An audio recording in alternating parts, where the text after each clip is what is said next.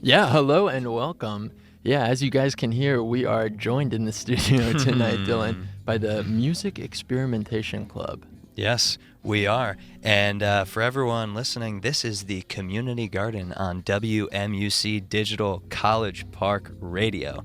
And this is the first time we've been joined by the Music Experimentation Club, but we also have two other guests in the studio this week. One is our musical guest, Al Green, and the other is our conversational guest, Ireland Leslie. Ireland, how you doing? I'm good, thank you. Ooh. Okay, Ireland, how you doing? Hi, I'm good. Thank you so much for having me. Of course. So we're going to start off by talking a little bit about Al Green. Al Green, also known as Reverend Al Green, is one of the most incredible and influential soul singers, songwriters, and record producers of the 20th century. He produced 29 studio albums starting in 1967 with Back Up Train and ending in 2008 with Lay It Down. And this is more studio albums than a previous musical guest on the Community Garden. Yeah, our first musical guest on the Community Garden, Stevie Wonder, man, with 26 studio albums, 26 studio albums. Al Green was inducted into the Rock and Roll Hall of Fame in 1995, and in 2004, he was inducted to two different Hall of Fames, one the Gospel Music Hall of Fame and other the Songwriters Hall of Fame. So let's get into it right now with our first track from Al Green, which is Sha-La-La, Make Me Happy, off of his 1974 album, Al Green Explores Your Mind. Enjoy.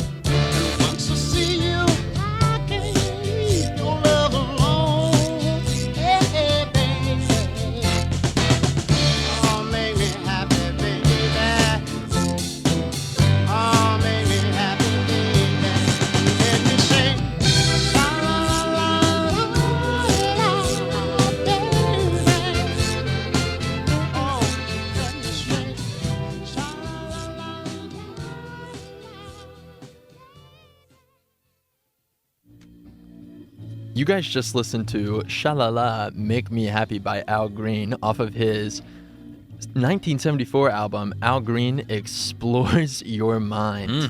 Dylan, Al Green has a bunch of these albums where it's Al Green, Verb, Oh, yeah. direct object. Al Green gets next to you. Al Green explores your mind. Al Green is love. So, yeah, he, in his 29 studio albums, has had some fun with the album titles for sure. Absolutely, man. And the album art is also a great accompaniment. Almost always like a photo of him smiling in some incredible outfit. It's always great. Man, speaking of seeing people in photos, man, I see you are taking a glance at the Diamondback here in the studio. Mm-hmm. And what did we see on the front page of the Diamondback this week, man? Well, the front page of the Diamondback had a lot of interesting articles, but one in particular that we wanted to talk about is called A Liminal Space, a look at the community smokers have built outside McKeldin Library. And who wrote this article? This article was written by Matt McDonald. Oh, Matt McDonald. Mm-hmm. Yeah, old Matt McDonald. Matt McDonald. Man. Had an article on the front page. Absolutely. What an honor and a great article. Man, Yeah, definitely. It was very interesting to get a glance into a community that I'm not a part of personally. For sure. And let me pull up the quote right here, and it says, "For the people who have made it something of a home, it's come to represent more than just a spot to get their fix. It's a place of community and learning and the best kind of weirdness." And this is where I get happy, because I think that it's great for people to find community in a lot of different things, but also I question it because it is a community based around something that is essentially unhealthy. Not everyone's smoking habits are unhealthy, however, it's definitely there. You know what I mean? No, any form of smoking has, some health problems that come with it, but they reference in there how they're very aware of these health problems, and that in some form that makes them more aware of life. Yeah, this is true. And another front page article is called Paper to Stop Weekly Print Editions. And this is sad. The Diamondback has been printing newspapers since 1910. Wow. Over 110 years ago, or about 110 years ago. And first of all, this number, 110 years, is crazy of print journalism, but it's also interesting because this article references, and there's another one written by the president of the Maryland Media Incorporated, which is the company that owns the Diamondback. And this music experimental club is loud. Yeah, man. If you guys play an instrument, come check it out. They're playing the 12, and you can catch us here. But yeah, about the Yeah, this guy says that for every one person that reads the Diamondback in print, 8 people read it online. And he says that to prepare journalists, student journalists, for the future of journalism, they're making the switch to print, to online only. Right. Yeah. So this is a big deal for the Diamondback. It's a big deal for student journalists. Right. I read in there that the student journalists here at the University of Maryland really supported this change. I personally, enjoy the paper copy. As well as you have. Yeah, and we get a lot the out of games it. section in particular, man. Shout out crossword puzzles. Yeah, the crossword puzzle is truly terrific. Definitely. And another article in here is about the SGA wanting more student voices in the search for the next president of the university. And Ireland, let's bring you into the conversation here. Welcome, Ireland. Just to give our listeners a little background information on you, you have been the past president of Maryland Discourse. You have been the past vice president of External Affairs for Delta Phi Epsilon sorority. We have been co-teachers for Honors 100. We have. And you are the current University of Maryland student body president for SGA, the Student Government Association. So welcome to the studio, Ireland. Thanks. Yeah, I'm so Ireland. excited to be here. Yeah, thank you for coming. Welcome to the studio. Mm-hmm. Well, let's jump right in with that point from the Diamondback. How has been the experience as SGA president in this transitional period that we are going through with our community leaders, including the president of this university? Yeah, I think it's been really interesting for a few different ways. I think turnover is very scary for students in the way that we don't really understand where our standing is going to be with this new administration, because we've built up these relationships for so long, especially as the SGA. But I think it also provides this really great opportunity for student leaders to really put themselves in front of administrators and say, here are our issues, here are concerns, here are quick, easy things we think you can fix. And this exact search isn't going to necessarily affect me because the new president will be coming in after I sadly graduate. But I think it's really important that we are making our voices heard now, because I think when a new president comes in, having student voice so early in that transition is going to be critical. For sure. And a lot of respect to you and the current seniors in SGA who are pushing for the best future president for this university, definitely. You would think the intuitive thing would be that the students would have the most voice in this process. Absolutely. Now. And what are the roadblocks? Why is that not the case? Yeah, I think, as is a lot of things in higher education, a lot of it is tradition. So traditionally, they haven't brought candidates to campus for president to have these open forums or anything, just because it's a high-level search. Candidates are worried about their current jobs. But I think that the case that we make as SGA is that we're not a typical campus. And in light of recent things that have happened on this campus, especially dealing with the Board of Regents, we believe that this is a special case and that we're making the claim and the urge, I guess, that in order to make sure that we're having this trust and that we have faith in the administration here at UMD, that we are part of this process.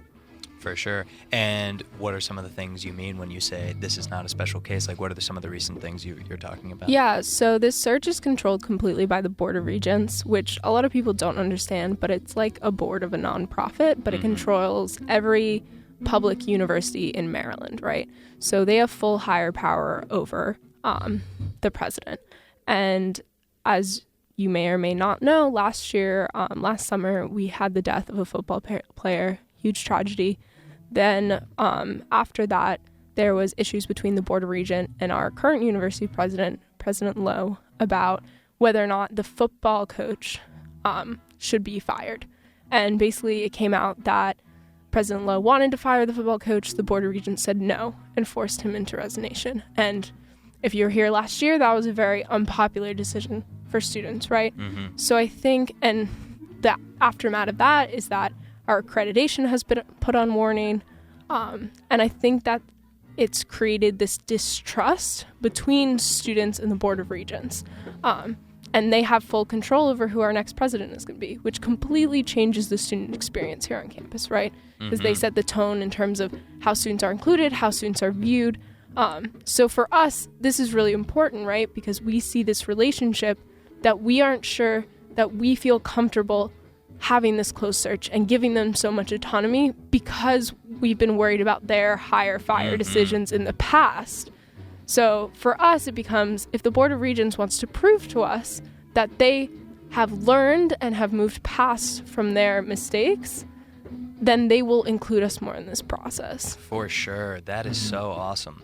And how have they responded to these claims and these requests? Yeah, so, the SGA itself is voting on emergency legislation tomorrow night to officially take this as the stance of SGA to have these open forums. And from there, we're going to be talking with various members of the committee, as well as hopefully the Board of Regents, to say this is the official stance of the SGA, here's how we feel, and then we'll move from there. It's a big ask because, again, most campus presidents are done in a closed search, but... So how do you think that this vote is going to go tomorrow, this legislation to make this the formal stance of SGA? Yeah, hopefully in our favor. Yeah, definitely. But basically, I've tried to do a lot of talking with our legislative branch and explaining the reasons behind this. I was actually at a meeting for an hour today talking with different legislators about different amendments to the bill. We've really made this a very collaborative process within the organization because it shouldn't just be my stance and my views, it should be the organization's stance. And so I've gotten a lot of really great feedback and about steps moving forward. So hopefully tomorrow that they will approve the bill. But you never know what can happen, so yeah, we'll see. definitely. Is this like where you need some sort of majority or unanimous decision? Or... It's a majority. Well, good luck tomorrow. Thank I'm rooting you. for you. I definitely think that student voices should be paramount in this decision. Definitely. Yeah, I agree. Well, let's take a break there and get back to some Al Green. This next track from Al Green is I'm Glad You're Mine off of his 1972 album, I'm Still in Love with You. And enjoy this track right now.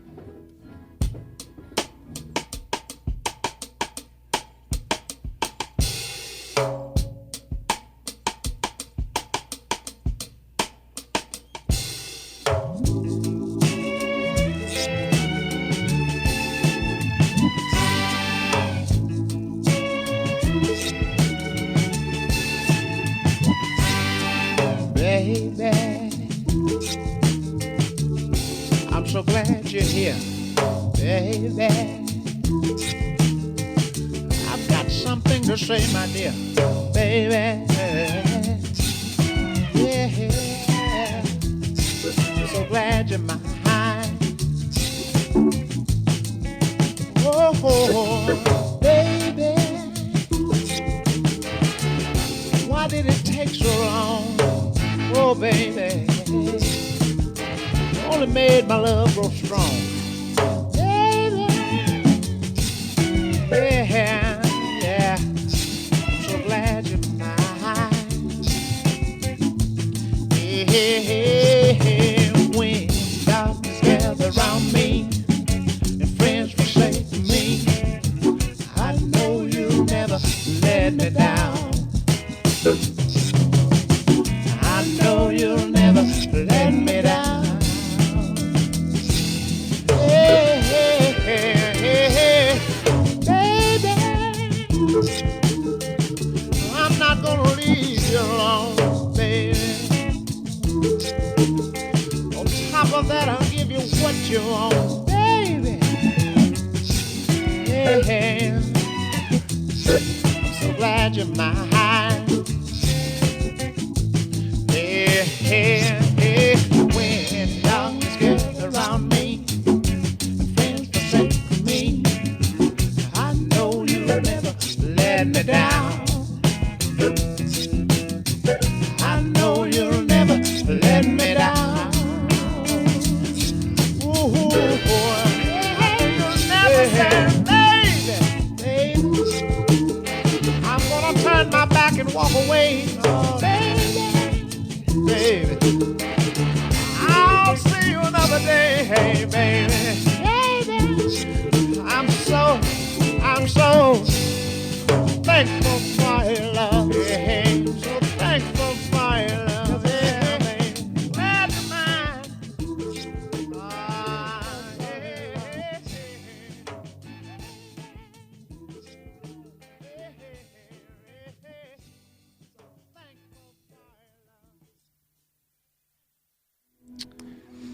Welcome back to the Community Garden. Oh, some more Al Green. Welcome back to the Community Garden, everyone. You just listened to I'm Glad You're Mine off of Al Green's 1972 album, I'm Still in Love with You. Yeah, man, great song and great musical artist, man. Al Green is truly incredible and a truly diverse catalog of tracks. For sure. Yeah, Island, during that song, we were actually talking about how one of the arguments against this process is that if your employer knows that you are looking for another job, you might not get your contract renewed or promoted. And this might produce lower quality candidates. And you were saying that possibly there's a way to have SGA's input, shrouded in secrecy. Yeah, I mean, there's definitely various ways that the Board of Regents could choose to include student voices. Other hires on this campus are made where they'll take students and sit them down on a dinner with a candidate and then solicit feedback that way. We're pushing for open forums because we think every student's voice matters just as much as ours, right? Yeah. Mm-hmm.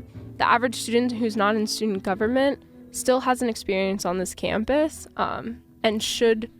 and knows how the administration affects them. Sure, we know the day-to-day operations. We may know a little bit more about how the president interacts with various students, SGA, and other administrative officials, but I think it's important for our next president to really be a public figure in the sense that they should be interacting with average students. They should be interacting with everyone. They should be soliciting that feedback because I think one of the things students have felt most in recent years and during my time here is that the administration is out of touch, right? Mm-hmm.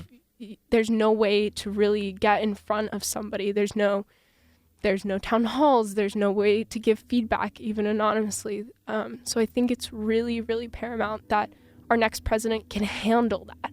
And I think because our community has hurt so much in the last year, like the time that we've been on this campus, there's been a lot of tragedy and there hasn't been a lot of healing. And even though we graduate, those scars on our campus still remain. And I think that the next president needs to know how to interact with students. And you can only really get that if you put that candidate in front of students and see whether they're receptive, see whether they know how to talk to a student, because there are adults who don't, and who don't respect student leaders, or who don't respect the average student. And that's not what I think would be good for our next president.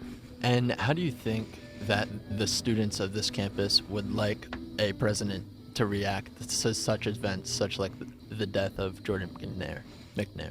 I think there hasn't been a lot of listening. I think students want to talk, want to say how they feel, and I think a lot of times the administration has wanted to wait for things to play out, whether legally, whether through investigations. And I think all of these events may happen and they may be complicated and they're things we may not understand, but the symptoms of that event are always part of a bigger problem, right? I think the death of Lieutenant Richard Collins III is a great example. That was a hate crime, in my personal opinion. Yeah, and absolutely. And he was charged with a hate crime as well. yeah, so he's currently in court, and we'll see how that goes. And but that, and maybe the university wants to wait for that trial to play out, but it doesn't mean that that's the only hate crime that's happened on this campus. For sure. We have hate bias incidents every year. We've had white supremacy posters on this campus. We've had hate speech. Like, those things exist. And just because one thing happened, and that there's a bigger problem to address. And I think what students want to be talking about is those bigger problems, and sometimes conversations are so siloed that those opinions and that hurt doesn't reach the ears that make change. Well, so how do we get students to be involved in this decision, or in this process? Yeah, I'm in the presidential process. In the presidential process. Yeah, well, first of all, you can email feedback and all that sort of stuff. There's a website for the presidential search. There's an email in which you can email any feedback that you have. I would love to talk to any student who's interested, see how they feel about the process, because I'm luckily more connected, so I'm able to then also deliver that feedback in person as well. But I think it's really about just like making your voice heard about, unfortunately, the one listening session we had, or you're going to have, is now over. But I think it's about like making those opinions heard on social media. And I'm happy to talk to students who would like to hear more about that. For sure. Yeah, and Matt, did you want to say something? Not particularly, but is there a email address that students can send to now? Yeah, I don't have it off the top of my head, No but problem. if anyone wants my email, Yeah, go it's for it. sgapresident@umd.edu. Very Perfect. easy, Perfect. yeah. Easy to remember. And we will definitely be posting some more information on our Facebook page after this. So that information, that website, that email will get out to our listeners for sure. Great. So Ireland, there's definitely a big part of what you've been saying right now. Like a big theme that I'm noticing is transparency. And it seems that one of the goals of your presidency is to increase transparency on this campus. What are the other like large areas that you want to affect change in, and like what do you wish to accomplish? Let me rephrase the question to be more concise. What other values do you hold as a president on this campus? Yeah, I think one of the big things with transparency comes communication. I think communication from the administration to students, communication from the administration to SGA, but then also SGA's communication with student groups and students. I think, unfortunately, the average student doesn't know much about what SGA does and what we can do for them. And one of my biggest goals, since I've only been in SGA for about a year now, actually, one of my biggest goals is making sure that average student can find us and knows that we are there to help them. How are you doing that? I think it's a lot about reaching out and showing up. It's about going to different student groups and student leaders and saying, hi, we're here to represent you. And I no, we haven't been great at that in the past, and we apologize for that, but we're a new team. This has been a busy month of us really getting our team together and filling empty roles, but I think going into the rest of the year that's going to be a very, very big goal of ours. Heck yeah. Yeah, accomplishing big goals takes teamwork. Who are some of the good people on your team? Yeah, I think my entire team is great. Great, yeah, Shout out that's to any awesome. of them that might be listening. I have an exec board and a cabinet, and then there's the legislative branch and the gov board, and we all work together to do all the great work that we do. We're a really large student group. We actually have about 170 people affiliated with SGA, and then around 50, 60 that hold like official titles and positions. But the great thing about SGA is that you can just show up and be a part of it. We have tons of open committees on different issues, and you can show up at any time and start doing good. So if you're ever interested, you can check out our website, umdsga.com, and get involved. That's what's up. Perfect. Well, Dylan, do you want to jump into another Al Green track to avoid this music experimentation, music? Let's do it. Yeah, absolutely. We are going to jump into a track. It's actually a cover of the Beatles. This track is I Want to Hold Your Hand, and this cover appeared on Al Green's 1989 album Love Ritual. Hope you guys enjoy this track. Yeah, we got the feeling now. We got the feeling now. Shut up, Al Green. Oh boy, that old. All right, man. God damn.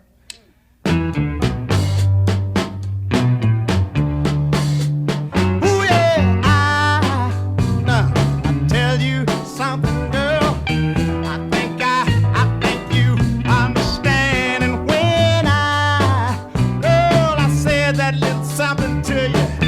I wanna hold your hand. I got to hold you every day now. I got to hold you. Oh, please, girl, say to me, baby, honey, say, let me be your man. And oh, please, say to me, walk up and tell me, I wanna hold your hand. I wanna hold your hand, baby. Got to hold your hand. Ooh yeah. And when I touch you, I sure don't feel so happy inside, baby.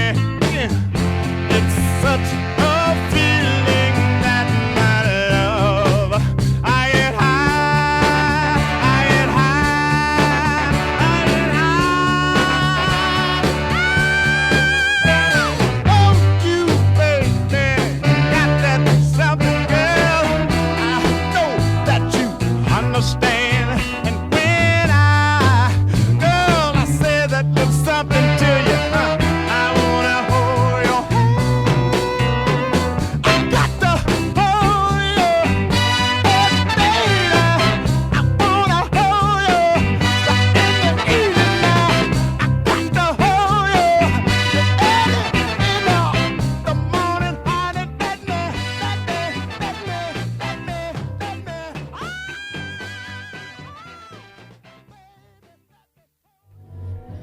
You guys just listened to Al Green's cover of I Want to Hold Your Hand from the Beatles.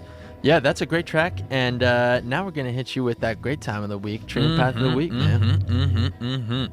Dream Path of the Week. This week we are starting everyone off on North Campus, which Matt, we've been heavy North Campus this year. Absolutely, man. Pretty much on North Campus trees. Yeah. And last semester, man, all over South Campus. All over South Campus. So we're going to start you off on North Campus. Start yourself off on La Plata Beach, that big turf field on La Plata. On North Campus, right outside Epley. And interestingly, what I have noticed is that is loud. There is a lack of trees in this area, and a lack of trees where there previously were a lot of trees. At La Plata? In La Plata Beach, near the basketball courts there, near La Plata building itself, near Epley. Well, I was over there the other day. I counted over 20 trees cut down. Yeah, large trees. A lot of freshly cut trees. Large trees. Do you know what's up with that? I do not know what's up with that, and that is something that kind of annoyed me because I didn't receive any notification from the campus that they were changing our natural environment. And as a student on this campus, I would love to be informed if they're going to be knocking down a bunch of trees, and they are knocking down a bunch of trees for the Purple Line. That's what I was thinking. This is so distanced from that. Yeah, that's what also. So this is interesting, and I have questions about it. Anyways, start yourself off on the Plata and just recognize that this is going on around us. Walk down Farm Drive. This is a great walk. The smelly farm on your left. It's always nice to walk by that. And catch that at sunset. That's a great sunset over near the farm. Beautiful. Take a right on Regents Drive and walk down, cross over the street. Once you get in front of the chemistry building, you will see a Japanese maple tree that I would presume is about 12 feet tall, maybe 15 feet tall. And it is so perfect right now. The outside of every leaf has probably 2 millimeters of brown, just a perfect line on the outside of each leaf. And the inside is still bright green, and every leaf looks identical. It's a really beautiful tree. I gotta check it out, man. I would love for you to show me photos. Absolutely, yeah. I have some photos on my phone. Yeah, I hope you guys enjoyed the heavy metal version of Tree and Path of the Week, man. That was great. Thank you, Dylan. So that is our Tree and Path of the Week, and now we're back here in the studio with Ireland. And Ireland, I have a question for you. This might be a little long-winded, but hear me out. Go for it. So I'm taking a class right now called Urban Theory, and this is pretty much an Can you still hear me? Yeah. It's an upper-level anthropology class where we talk about the anthropology of city development. And so there's this one guy we're reading named David Harvey, and he says that urban theory can really only be established if we look at the city from a tall building. And what he means by this is that we cannot theorize the city from within the city. We must be separated from it in order to see it clearly. He says that the noises, smells, lights, and overall sensory overload inhibits us from obtaining a clear and objective picture of the city. And I think that this is applicable and worth mentioning because it's no doubt that you are a student and therefore you view the city, or in this situation, the campus, from within the city, from the streets, from the sights and smells and sounds of campus. You have papers to write, exams to study for, club meetings to attend, SGA, all this stuff. Oh, yeah. And however, you also need to look at the campus from a tall building. You need to separate yourself and remove yourself from campus in order to see it clearly. And in order to make your very important decisions as president. I won't believe it. Yeah. I won't believe it. Well, I'm getting to my question. Go down. Maybe they're just getting me to speed up. But my question is that both of these are important. It's important to... Maybe we should just take a second for this. I don't know. Yeah, I think that's a good idea. You want to jump into a track for a second? Or you want to finish the question, man? I kind of want to finish the question. Yeah. But respect to the Music Experimentation Club. Yeah. But we persist. So I think that both of these are important. I think it's important to see this campus from, a tall building, to separate yourself from it. But also it's important to have that student, like we were talking about, get the student's voice in these decisions. So my question to you is, what do you think is important, and how do you make your decisions as SGA president, the few that you've already made so far? Yeah. Sorry, this death metal stuff is really getting to me. But I think that I qualify it a little bit, but I think both is really important because I think there's a time and a place for each one of those, right? Because the nitty-gritty, I am a student, I think it's super important to really remember that, and first of all, stay humble in that way, because Oh, yeah. Right. But I do understand. I think they agree with me. But I think it's really important to stay humble, but also to understand how to best explain the things that are going on to other students. Because I think that sometimes the way that we talk to administrators and to faculty and to staff and to politicians is very different from the way that we talk to other students, right? Because I think that when I'm talking to administrators and I'm trying to get them to see student perspective, I also have to take that top of the building approach and understand how they're seeing it. Yeah, absolutely. Because there's no understanding if we're just going to be butting heads, because the cracks on the ground that I'm seeing, they're not going to see from way up above. So I have to bring them down to that perspective, but I also have to meet them up there and understand that they're dealing with a much bigger picture, right? They're dealing with budgets, they're dealing with moving parts, they're dealing with all sorts of other issues. But it's so important to not forget that student perspective, and to understand that there are issues that really matter and that we see every day, and that other things may be going on, and that's great, and it's important to have a holistic picture, but that those core problems have to be addressed. And you're not going to see that from way up above. For sure. Yeah. Well, first of all, fantastic answer. Thank you. But also, I think it's important not only for you to see their point of view and to meet them on the top of the building. It's also their responsibility to meet you, and to meet the student. And it's hard to, connect when you're physically and, temporally not a student, like you're way past that time. But it's important to put the energy, like we should hold them accountable for seeing the student's point of view, like essentially. And at the bottom line, at the end of the day, whatever you want to say, they're making decisions for students, and they need to remember that they are making decisions that should be the best for this community, and this community is made up of largely students. And we're a smart bunch. For sure. We know a lot of things, and we have a very real lived experience, each one of us. And I think that with basically a ton of different directors and administrators in the student affairs department are also turning over, which are a lot of the services that we interact with on a daily, weekly, monthly basis, right? So I think this presents that opportunity, like I was talking about earlier, to really get in front of them and say, we're not going away. And these are the big things that we really think you guys need to address now. I think it gives us, it's hard because transition is hard and all of that. But I think that one of the best parts of my job is when I'm able to accurately convey a student's experience. And it's not always best heard from me, right? So I think a big part of that is also bringing in the students who have those experiences. Because I may represent all the undergraduates, but I can't speak for all of them. And I can't make anyone understand their lived experiences if I haven't had those own. So I think one of the best parts is being able to talk to different types of students, especially the members of SGA, who have completely different perspectives than I do on these issues, and being able to understand how best to talk about those issues for administrators, because that student experience and that student story is critical, and those can be really big motivators in making change. Absolutely. And going off of that, do you think that SGA does a good job of, currently, of representing the student body? Do you think that the people who represent us meaning, everyday students, does SGA do a good job of representing our views? I'm going to say yes and no. I think we try really hard. I think we really are all there for the right reasons. And I truly, honestly believe that. And I would not be in this role if I didn't honestly, to God, want to really represent students.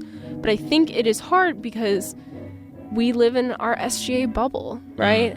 And we also are students, and we have all these things going on, and sometimes we lose track of what it means to be a representative and to really get in touch with our constituents. And I think that is one of the big goals of my year, and one of the reasons that I actually ran, because I saw all these things going on campus. I saw the girls in my sorority talking about things that we weren't talking about in SGA, and I didn't ever really understand why and where that missing link was. So I think we're getting there. I think there's a lot of relationships that we need to build, and a lot of people we've hurt in the past by some of the decisions we made, and I think we have to own up to that. But at the same time, we're a new group of kids, and we're also kids who are just trying to figure it out, and we're trying to do the best. So I think we really want to, and we really want to be the governing body that is representative of student voice. And that's absolutely a big goal, but it's an important one. For sure. And I have no doubt that you will work hard towards achieving that goal.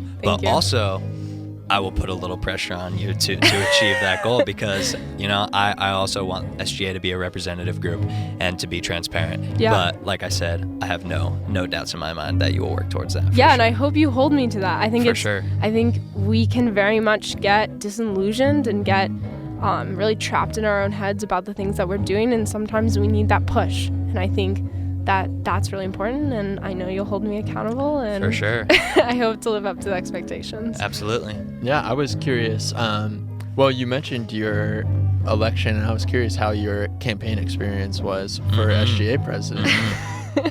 It was crazy. I mean, College Park undergraduates are like a small city. Right. So, and I think it's hard because it's all word of mouth. So I'm sure if you were on McKeldin Mall during the 2.5 weeks of the campaign, you were harassed by either someone from my team or someone from the other tickets. And that's hard because that's not the best way to get students to respect the organization or learn anything. But that's how we get elected, unfortunately. But there were parts of it that were really great. Like some students really stopped and talked, and I learned a lot. I think actually one of my biggest learning experiences was I went to the commuter breakfast, which happens the first Wednesday of every month. It's like 7:30 to 10:30 in Stamp. It's for all commuter and transfer students. And I was introducing myself to the people there, and the staff member said, "Oh, you're from SGA?" And I was like, "Well, I'm running this election for SGA." And she was like, "No one from SGA has ever come before." Yeah. I was wondering, how is that experience, cold introducing yourself as the SGA, president-elect or in contention? It's stressful. This was actually quite a surprise of a role for me. I'm not really the person to be the face of things. I'm kind of more of a background support kind of gal. So that's put me in out of my comfort zone a lot. But I think it's really pushed me in good ways because I think it's made me have a real respect for the type of work that, first of all, politicians do, but then it's also given me a good perspective on how to interact with administrators and stuff. So it's weird, but I'm enjoying it so far, and I've learned a lot. So For sure. Great. That's what's up. Yeah, well, Dylan, you want to jump into a track? Yeah, let's go for it. The next track that we have is called God is Standing By. And this is off of Al Green's 1971 album, Gets Next to You. This is one of those album titles where it's Al Green Gets Next to You. So enjoy this track, God is Standing By.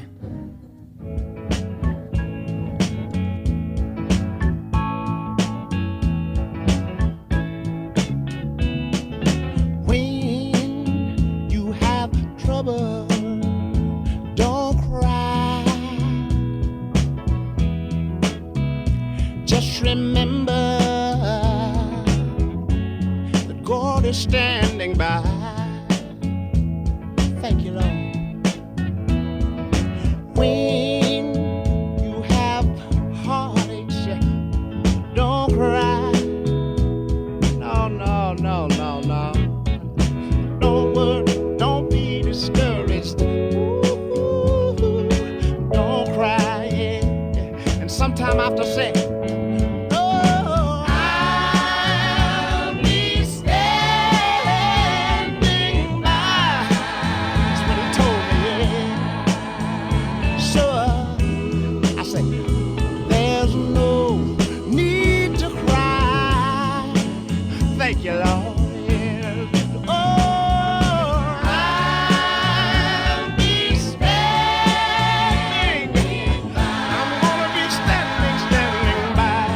Yeah. So you see, there's no need to cry. Yeah, yeah. But I'd like to say one more thing. When you have heartaches, you wonder why. Yeah, yeah. But just remember, I want you to remember, He's standing by, and you don't really have to worry about it, no. When you have trouble, please don't cry, don't cry, don't cry, no, no, no, no. Don't worry, don't ever be discouraged. I want you to know you don't have to cry. And sometimes when your burdens get you down, say, but oh, I'll be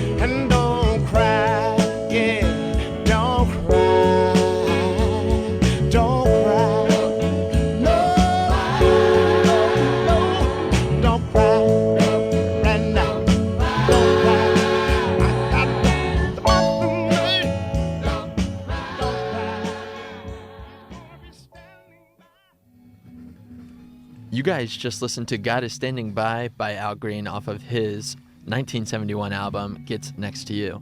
And now you are listening to The Community Garden, accompanied by the Music Experimentation Club. So can I ask you guys a question this time? Yeah, for sure. Absolutely. So this is called the Community Garden. So how do you guys define community? I'll tackle that one first. I think that it's going to be very difficult for me to give like a 2-sentence answer to how I see community. But how I see community in my life is really greatly encaptured at the Rockwall, man. I think the Rockwall is a pretty great example in my life about community. And it's because there's, one, just a lot of friendship, and that comes with a lot of trust, a lot of encouragement, and a lot of problem solving. I think a big part of the community is people working together to accomplish common goals. And climbing hard is a good common goal, man. For sure. How about you, Dylan? Yeah, well, absolutely everything you just said, for sure. And something I'd like to add on to that definition is this key theme of learning. I think that community is all about learning, because you have these people that you surround yourself with, and you work towards common goals, you communicate, you problem solve, but this is all working towards just like becoming better people. In whatever that means for you, that means for you. But I think that a community is a great tool to learn how to deal with problems, like we just said, learn how to deal with Learn how to deal with problems. Wait, let's hear it out for the drop. I'm curious how this sounds to our listeners. Yeah. Would You might it be not hear funny it. if you can hear anything? How we solve problems? How we and- solve problems, how we... pretty much I'm just thinking about learning in positive ways and in negative ways. You learn from your mistakes in community, you learn from absolutely. mishaps in communication, and also you learn from your successes as a community, for sure. Ireland, how would you define community? Or Yeah. what are important aspects of community to you? Yeah, I'd like to say that you guys didn't expect 2 musical guests. Nah, no, we did not. No. But I think that you guys really hit the nail. I really see it as a place where you can be really authentic. For sure. Yeah. Be truly your whole self and to really let your hair down in that way. But I think it's also the type of place where you're supposed to be challenged, both with how you believe and what you believe, and not challenged in a way that makes you question yourself, but in a way that makes you better. And then I think also that pushes you. I think my communities at UMD have really brought me out of my shell, and has really pushed me out of my comfort zone to be the type of person I am. And none of the communities that I can't imagine my college experience without the things that I've been a part of. Yeah, one Definitely. thing we've been talking about are the communities, those circles that you're a part of. That's what I was going to say. What are some other circles outside of SGA that you are a part of here Yeah. at UMD? A big one is my sorority, Delta Phi Epsilon, as Dylan mentioned earlier. They're really my rock. They're really who center me as a person, who really tell me when I'm being crazy and when I should be more focused on other stuff, and to really let things go that sometimes I really cling on to, which is a bad trait of mine. But I think that when I rushed, I was very quiet, I was very reserved, and I've really learned to put myself out there and like give my opinions, and that's because of Deef. Like, it really is. So that's one of my biggest circles. Definitely. And I appreciate when you first mentioned communities, you did use the plural, and I think it's important for everyone to recognize that we do find ourselves in different communities, and you find yourself in different roles in each of these communities. So, if you're a background player, you're a background player, and that is great. But everyone does serve an important role in the communities that they find themselves in. Yeah. I was also thinking about communities in a plural sense, because not everybody is living in this healthy community in which we have been describing tonight. And, it just makes me feel very, honored and happy, I guess, to have these positive communities in my life. For sure. And Another definition, I guess, a key aspect of community for me is that I'm always seeking it. You know what I mean? Like, community, when it is healthy, when it is challenging, when it is filled with good communication, filled with learning, this is all I want. You were telling me today, you were like, I need to meet some new people. Yeah. Man. And we were talking with Will Kobus last week about how it's tough to meet new people. Yeah. For sure. Seniors in high school, in college. Seniors in college. Well, yeah, seniors in high school too. Yeah. But the thing is that something I've noticed in the past couple of weeks is that I have not noticed a lot of seniors who are trying to meet new people. We've fallen into our circles, our Venn diagrams of communities, and I guess there's not a lot of willingness to push outside of that. Whereas for me, I totally, absolutely love the communities that I am in now. However, let's get some more. Let me spread these circles out. What are some things that you've been trying to do to spread them wings and fly away? Well, my most recent project is trying to get a car full of people that I don't know to upstate New York. Is that an invitation over the airwaves? Oh my gosh. If you don't know me, which is probably not the case if you're listening to this, but if someone sends you the link to this, October 11th, 12th, 13th, let's go up to upstate New York, Storm King Arts Center, beautiful outdoor space. Ireland, what are you doing that weekend? We don't know each other that well. I'll have to check my schedule. I'm sure you're busy. Well, Ireland, I was going to ask if you've heard or been to Storm King up there in New York. I have not. It's incredible. Yeah, Matt and I have been there in separate occasions. Yeah. But it's pretty much a piece of property that's as big as an 18-hole golf course. Like, it's freaking huge. And it's these large expanses of grass with huge sculptures just dotted. And you can walk all day around these sculptures. And this is the prime time to be there because it's surrounded by trees and forest. So all the trees are just going to be beautiful. So, if anyone's looking to go, let's do it. That sounds amazing. I love a good road trip. My family drives to Maine every summer, so we really, I know how to do a good road trip. That's what's up. Yeah, road trips and excursions like that can be a good way to relieve stress. Absolutely. Island, I was curious how you try to relieve stress here on campus. Yeah, I think having your different communities is actually so important in terms of relieving stress, because when I leave my SGA world and enter my home, it's my sorority sisters, and that brings me out of my head, right? Like, something I've learned throughout college is that when you leave, like, air quotes, leave a community, you sometimes need to leave that weight on your shoulders there. And I think having those different communities really helps center myself. But otherwise, I watch a lot of Netflix when I have time. What have you been watching?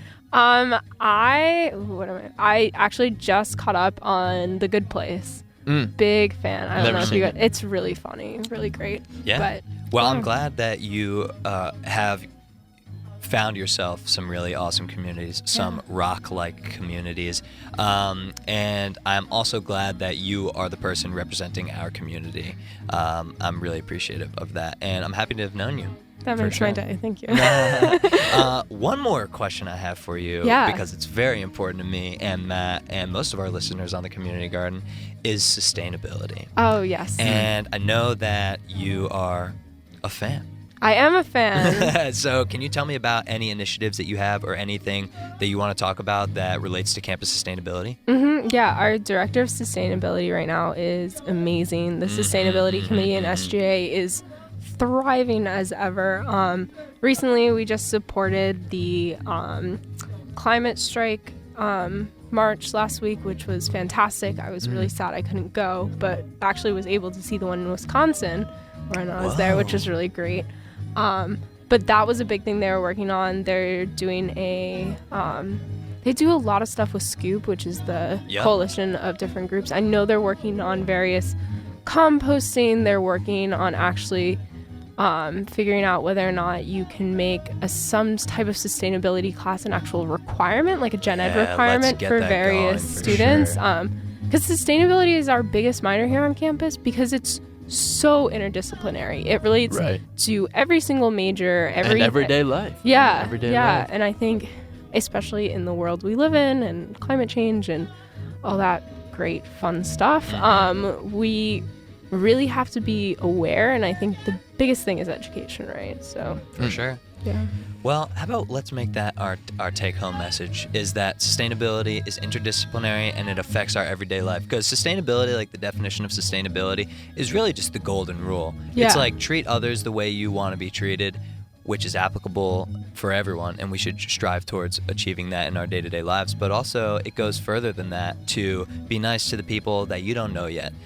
Pretty much the definition of sustainability is meeting the needs of the present without compromising the future generations to meet their own needs, without compromising the ability of future generations to meet their own needs. Beautiful. Well, I was curious, Dylan, can you hit me with some sort of stat or some sort of, we need to do this by this date, or we will affect the generations of the future? Well, I'm sorry I don't to want say to put you on the that, spot, that but- we are already past that time because Yeah. Oh, wow, K Mala, man. Que mala for sure, que lástima. But Bad. yeah, this is this is not good. But let's not end on that. Let's end on how we can put positive change into our community, like Ireland Leslie. Yeah. Put Ireland, Positive thank you, change man. into our community. I'm trying, and I think it's so important to know that any student can have that voice, right? And that there are avenues for that voice, and I hopefully can help anyone that's listening find Yeah, that voice. Absolutely. Let's get more people involved in our community.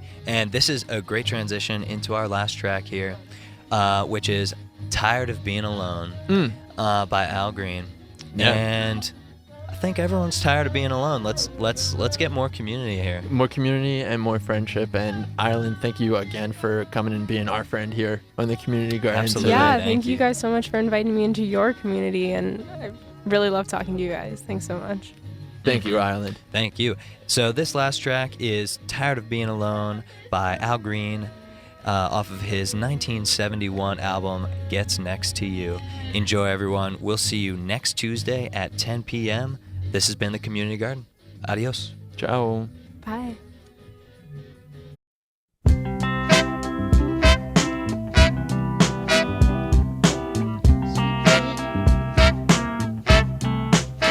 I'm so tired of being alone. I'm so tired of on my own. Won't you help me, girl, just as soon as you can?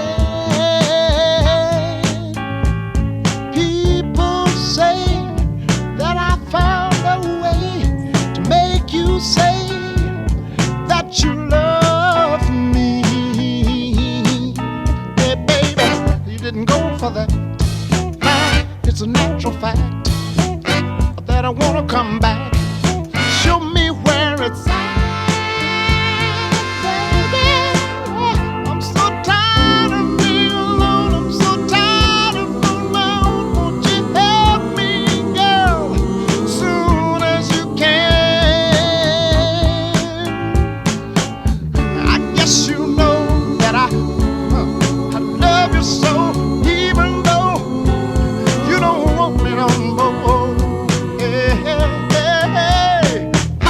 I'm crying tears all through the years. I tell you like it is, honey, love me if you will.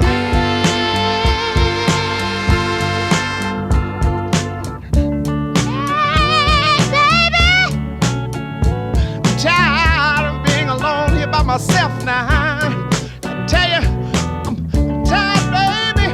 I'm tired of being all wrapped up late at night in my dreams. Nobody but you, baby. Sometime I wonder if you love me like you say you do. You see, baby, I've been thinking about it, yeah. And I've been wanting to get next to you, baby. You see, sometimes I fool moms, I say, oh, oh, baby.